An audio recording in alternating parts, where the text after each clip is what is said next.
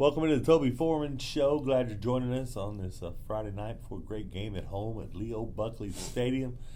Clean Kangaroos, Shoemaker, Gray Wolf. Always a good game, and has been for over the years. Toby Foreman joining me, of course, in the pregame show as always. It is Toby's show. I'm just a guest host is what I am. It is the Toby Foreman Show, as you notice on the title. But boy, howdy, y'all about broke the scoreboard over there at Midway.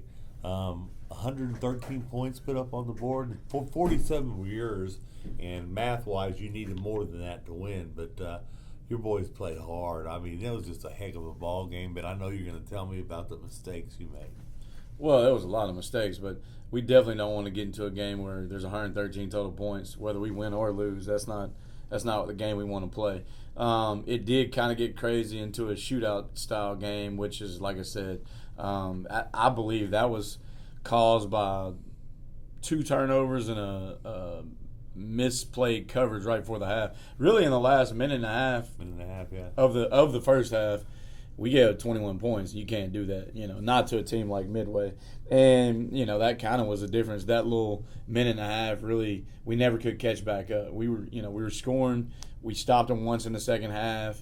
Our special teams didn't play near as good as it's been playing. And special teams of the 3 phases were probably the best that it's been since I've been here, maybe since I've been anywhere, up until the other night. But, we went back to work, and we'll be prepared, moving forward. But it's just unfortunate we dropped a 1-1 in district play because we were kind of rolling.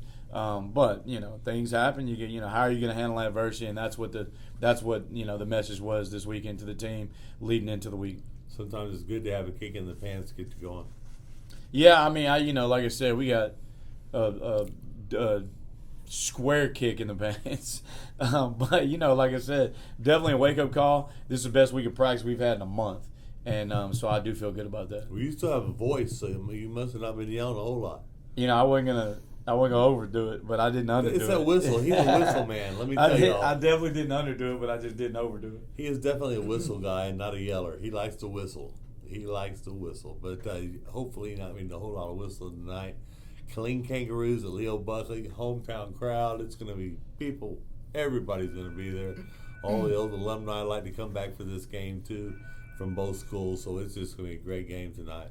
Yeah, it really should be. They remind me a lot of the Gray Wolves year 2. And year 2, we sniped somebody or week 7 in this week, and because you can't really go on records. Record-wise, it's misleading. This is going to be a field tonight full of athletes, full of clean ISD students that badly wants to win this game. And it's been 7 years since they've beaten us, and I know they want to win this game badly, and our guys want to win it just as badly. And so we're the visiting team at Leo Buckley Stadium.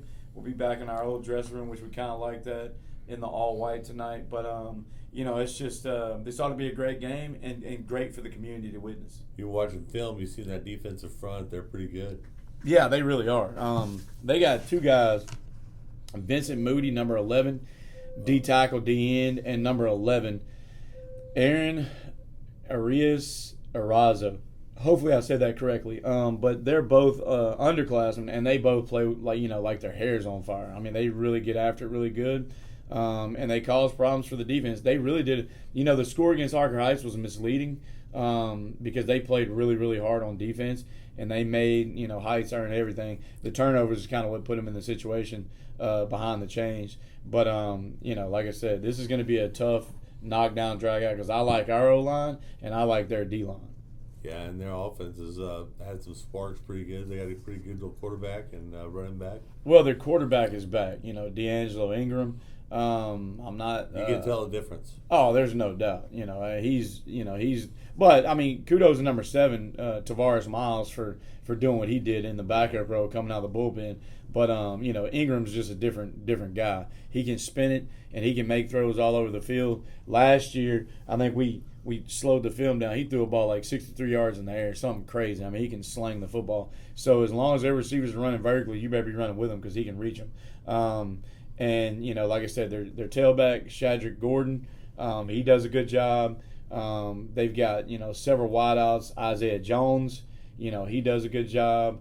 There's just, I would imagine that Tavares Miles will get on the field now in a receiver role or some type of receiver role.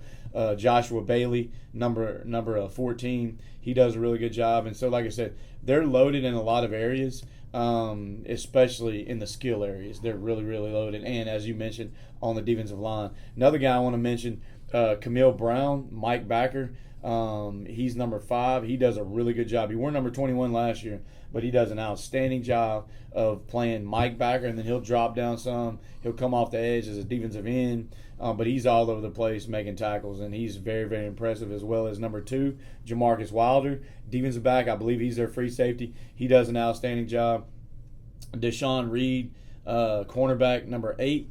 And John Wyatt, cornerback number 3. Both those guys are really, 2 really good cover corners. So they've got, and I will tell you, Coach Schuyler's got, this is a really good team. This is probably a team that it's scary this year, but next year you're not going to want to play this team. I mean, because they're loaded in a lot of positions that are coming back next year, and they're going to be very scary moving forward, dropping back down into 5A as we should be dropping back down into 5A as well. So we expect to stay in the district with Killeen. Yeah, but like you said, it's scary because they want it really, really bad. Yeah. And they're hearing all the talking, and they're ready to play. They stuck together as a team. He's kept them together as a team, and they're ready to fight. And those are sometimes more scary than the Midways and the Temples and the Duncanvilles when you have a team out there that's that hungry.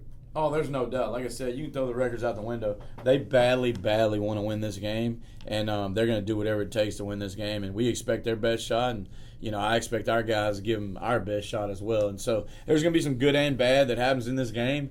But to overcome it, we've got to keep our poise, not turn the ball over, play good on special teams, and I believe we'll be fine. I talked to Josh just a while ago, and what he had to say was about y'all's friendship and how you're good friends, really good friends, except for this week.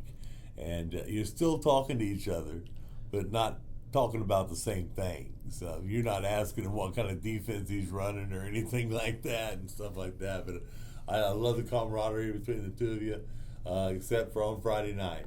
And then when it's over with, you'll go to the middle of the field, shake hands, and they'll be back to normal. It does seem like I've coached against Josh for the last 20 years. It's crazy. I say this every year.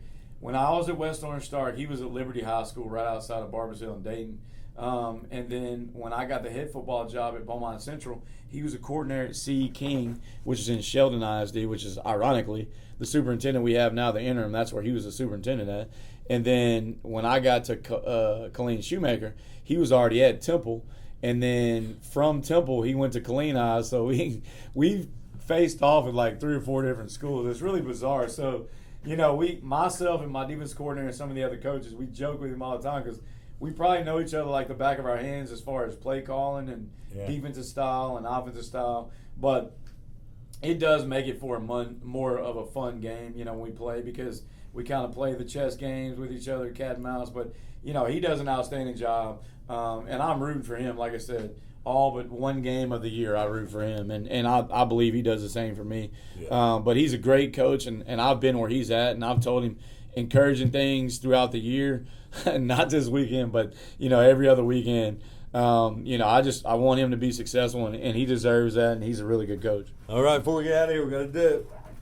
Who you got Saturday, buddy? We usually do this at lunch, folks. We're going to do it on the air live so I can get it from him. So 2:30 kickoff. I can honestly say that I'm rooting for the Longhorns, but if I had to put my money on it, I'm going to Boomer Sooner this week because Texas is just on some type of – even the games they've won, they haven't looked right. And I'm not a guy that's going to blame everything on Arch Manning. He hasn't looked great, but it's a total team. If the coaches can't figure out how to get the most out of the offense with Arch Manning running it, they need to change quarterbacks or change themselves. But either way, I'm going Boomer Sooner by 6 this week. All right. Yeah. You're my favorite coach of the week now, brother. All right. And as always, go Grey Wolves. This has been an I-14 Sports Network production, bringing the heat from the heart of Central Texas.